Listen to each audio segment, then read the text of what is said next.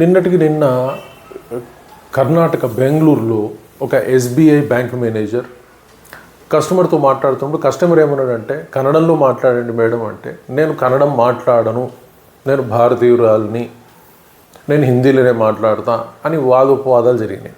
So దాని ద్వారా ఏమైపోయింది అంటే, ఇమీడియట్గా అక్కడ కర్ణాటకలో ఎవరైతే కన్నడ అభిమానులు ఉంటారో వాళ్ళు ఇమీడియట్గా పెద్ద గొడవ చేయటం, ఆమెని అక్కడి నుంచి ట్రాన్స్ఫర్ చేయటం, ఆమె క్షమాపణ చెప్పడం అన్నీ కూడా జరిగిపోయినాయి.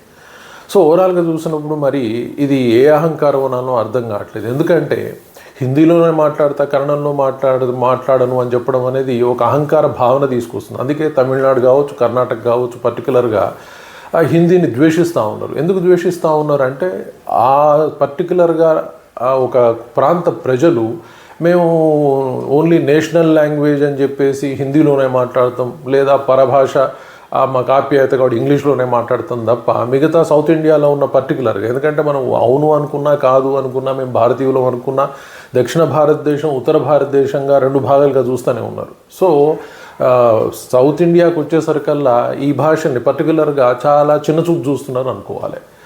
దానిలో సరే ఇంకా తెలుగు వాళ్ళు కొద్ది గొప్ప పేరు ప్రఖ్యాలు సంపాదించారు. ఎందుకంటే మనం తీర్థయాత్రలు పోతే మాత్రం అన్ని చోట్ల మనమే ఉంటాం కాబట్టి అందరూ తెలుగు నేర్చుకుంటూ ఉన్నారు.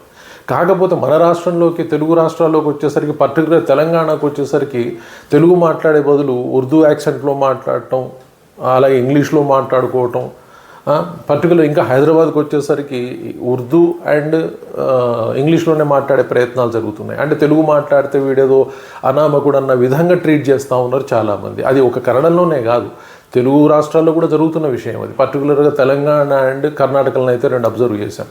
సో ఇది చాలామంది ఎక్స్పీరియన్స్ చేస్తున్నారు కానీ అందరూ చెప్పటం లేదు. బట్ నిన్నటికి నేను ఒక విషయం బయటకు వచ్చి కన్నడ ప్రజలైతే తీవ్రంగా వ్యతిరేకించారు. సో దానికి ఆర్బీఐ రూల్స్ అండ్ రెగ్యులేషన్స్ కూడా ఉన్నాయి. ఖచ్చితంగా లోకల్ భాషలోనే అక్కడ వ్యవహారం చేయాలి, బిజినెస్ చేయాలి వాళ్ళు, బ్యాంకు వాళ్ళు అని ఉంది. మరి వాళ్ళు ఎందుకు దాన్ని అతిక్రమిస్తున్నారు అంటే, బ్యాంకులు సరిగ్గా చర్యలు తీసుకోవటం లేదా? డెఫినెట్గా అది దేశం మొత్తం అబ్జర్వ్ చేస్తుంది. పర్టికులర్గా హిందీ భాష లేదా ఇంగ్లీష్ అనేవి పర్టికులర్ ఇబ్బంది పడుతున్న ప్రాంతాలు ఏవి అంటే సౌత్ ఇండియన్ స్టేట్స్. పర్టికులర్గా చూసినప్పుడు డెఫినెట్గా తమిళనాడు తెలుగు ప్రజలు, కన్నడ ప్రజలు, కేరళ ప్రజలు పర్టికులర్గా ఎక్కువ ఫేస్ చేస్తున్నారు. అందుకే తమిళనాడు కన్నడ ప్రజలు తీవ్రంగా వ్యతిరేకిస్తూ ఉంటారు, మేము హిందీ మాట్లాడము, ఇంగ్లీష్ మాట్లాడము అని చెప్పేసి. సో డెఫినెట్గా మాతృభాషకి గౌరవించి ఇక్కడ పనిచేసే వాళ్ళు ఖచ్చితంగా మాతృభాషలోనే వ్యవహరించాలి, మాట్లాడాలి అనే రూల్ని ఖచ్చితంగా అమలు చేయాలి. ఒకవేళ వాళ్ళు మాట్లాడలేమన్నప్పుడు వాళ్ళు ఇక్కడి నుంచి తీసేయటం బెటర్. తప్పితే ఇక్కడ పెట్టి ఈ ప్రజలను అవమానించటం, అది పాపులర్గా సమాజంలో చేయటం, తర్వాత వాళ్ళకి ఏదో పనిష్మెంట్ ఇస్తున్నట్టు కనిపించడం, ట్రాన్స్ఫర్ చేస్తే అక్కడ కూడా పోయి ఇదే పని చేయవచ్చు. సో కాబట్టి ఇలాంటి వాటికి బదులుగా ఖచ్చితమైన రూల్ మీరు మాట్లాడగలి నేర్పించి పంపించండి. దేశం మొత్తం పనిచేయాలి, ఎందుకంటే భారతీయులు ఎక్కడైనా పనిచేయవచ్చు, తప్పేం లేదు. అలాగే హిందీ మాట్లాడవచ్చు, ఇంగ్లీష్ మాట్లాడవచ్చు, తమిళం మాట్లాడవచ్చు, కన్నడం మాట్లాడవచ్చు, తెలుగు మాట్లాడవచ్చు. కానీ ఏ ప్రాంతంలో ఉన్నప్పుడు ఆ ప్రాంత ప్రజలకి అర్థమయ్యే విధంగా మాట్లాడటమే ముఖ్యమైన విషయం. అంతేగాని నేను ఎక్కడి నుంచో వచ్చాను, తెలుగు వాడు వెళ్ళేసి ఉత్తరప్రదేశ్లో నేను తెలుగు తప్ప హిందీ మాట్లాడినట్టు కుదరదు. అక్కడి నుంచి వచ్చిన వాళ్ళు ఇక్కడ నేను హిందీ తప్ప తెలుగు మాట్లాడను లేదా కన్నడ మాట్లాడినట్టు కుదరదు. ప్రాంతీయ భాషల్లో మాట్లాడే విధంగా వాళ్ళని తయారు చేసి పంపించాలి. ఒకవేళ మాట్లాడకుండా ఆ ప్రాంత ప్రజలను అవమానిస్తే కఠిన శిక్షలు అమలు చేయాల్సి ఉంటుంది. ఉట్టినే ట్రాన్స్ఫర్ చేసి చేతులు దురిపేసుకుంటే కాదు. ఎందుకంటే ఆ వాదోపవాదనలు మీడియాలో చూస్తే చాలా అహంకారపూరిత ధోరణితో మాట్లాడినట్టుగా ఉంది. ఆ ప్రాంత ప్రజలను అవమానించినట్టుగా, నేను కన్నడ మాట్లాడను అనడం వల్ల ఆ ప్రాంత ప్రజలను అవమానించినట్టుగా ఉంది.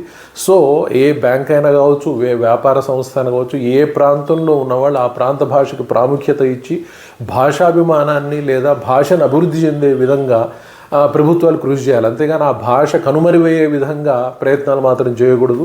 ఈ విషయంలో పర్టికులర్గా కన్నడ ప్రజలు, తమిళం ప్రజలు మాత్రం చాలా నిష్ఠతో వర్క్ చేస్తూ ఉన్నారు. వాళ్ళ ప్రాంత భాషాభివృద్ధికి డెఫినెట్గా ఇది వెల్కమ్ చేయదగ్గ అంశం. అవి అన్ని స్టేట్స్ కూడా ఆ విధంగా భాషాభివృద్ధికి దాన్ని పోరాటం చేయాల్సిన అవసరం ఉంది. లేనట్లయితే ఈ ప్రాంతీయ భాషలు కనుమరుగైపోతాయి. ఇది చాలా ప్రమాదకరం. Thank you very much.